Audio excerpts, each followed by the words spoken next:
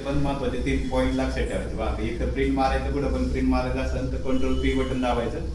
Control P button दाबल्यानंतर आपला प्रिंटरचा ऑप्शन आला. प्रिंटरचा ऑप्शन आल्यानंतर पहिल्यांदा की आपल्याला किती कॉपी पाहिजे त्या कॉपी सिलेक्ट करायची. 1 2 3 4 आपण इथं सिलेक्ट करू शकतो. त्यानंतर कलर प्रिंटर असेल तर ऑप्शन येतं की तुम्हाला ब्लॅकमध्ये पाहिजे का कलरमध्ये पाहिजे. तर हा ऑप्शन ऑन ठेवला तर ब्लॅकमध्ये येईल, हा ऑप्शन कट केला तर कलरमध्ये येईल. त्यानंतर सगळ्या पेजची प्रिंट पाहिजे असेल तर ऑल, आणि कोणत्या पेजची प्रिंट पाहिजे, समजा या पेजची 3 नंबर 5 नंबर ज्या पेजची प्रिंट पाहिजे ते पेजची सिलेक्ट करायचं. आणि त्याच्या पुढचं पॉईंट पहा. आता समजा 2च पेज येतं तर मी इथं ऑप्शन काय आला 1:2 म्हणजे 1-2 आहे का नाही.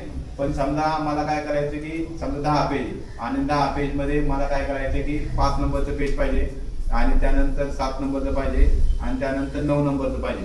तर मी त्या ठिकाणी कॉमामध्ये येणार, म्हणजे 5 नंबरचं येणार, 7 नंबरचं येणार, नंतर 9 नंबरचं. मग त्यातले पेज जे आहेत बाकीचे पेज येणार नाही.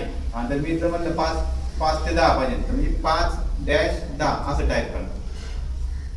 कळलं. तर असं ते प्रिंट मात्र लक्षात ठेवायचं. हे जर आता मी सांगितलं ते मेन आहे आणि तेवढं लक्षात ठेवून तेवढं प्रिंट काय झालं पाहिजे, आल्या पाहिजे आपल्याला पाहिजे.